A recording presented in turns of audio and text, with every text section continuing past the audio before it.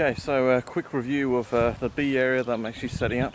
Integrating lots of irrigation negating features, normally used in permaculture to stop the need for watering any of these plants that I'll be putting in, mainly flowering stuff, so the bees don't need to forage too far and there's some stuff on site. So basically there's a combination of the pond plus rock structure, which as the morning warm air goes through the rock structure, it then cools off in the middle, and then thereafter creates a condensation which goes into a kind of dew form. So there's a limited amount of water from that. We'll see how that gives. I think it has to be generally a bigger rock pile, but I've combined it with two things there.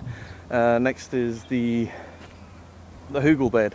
So essentially this is a mound made up of a woody centre with organic matter on the top. Normally you're supposed to use earth, but I've used just maturing compost as it happens. So basically not being particularly bothered about sourcing completely matured compost. I've actually just stuck a load of leaf and grass litter on there, which nature will take its hold and turn it into soil eventually, and then I don't need to worry about it so much.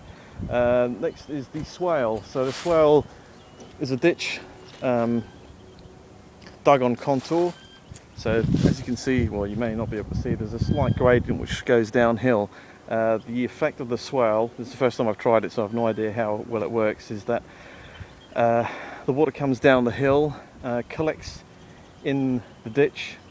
It's a level ditch, and at that point it will plume off into the land. So as opposed to just running straight off on the land, it will should capture some of the water and funnel it into the actual earth, which is here is mostly kind of silica sand, and then hopefully that should water some of the things around. So may just fill that up with a little bit of earth, just so it holds it, because essentially sand being sand, it's not going to hold its actual shape. It will just crumble, and I might put my foot in it or something. So just as long as there's loose organic matter in it, that should do the trick.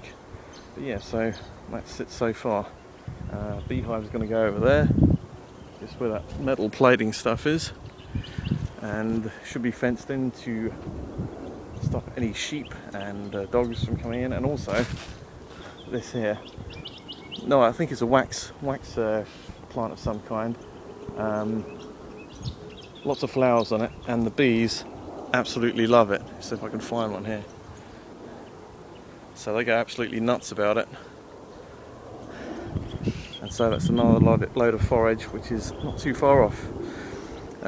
With the pond looking kind of murky and shitty at the moment, I may just grab a couple of goldfish, chuck them in, see if they survive, just so we keep down the mosquito numbers, because it seems to be just some great big mosquito pit at the moment.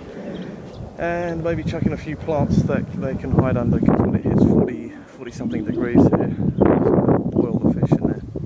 So yeah, that's pretty much it.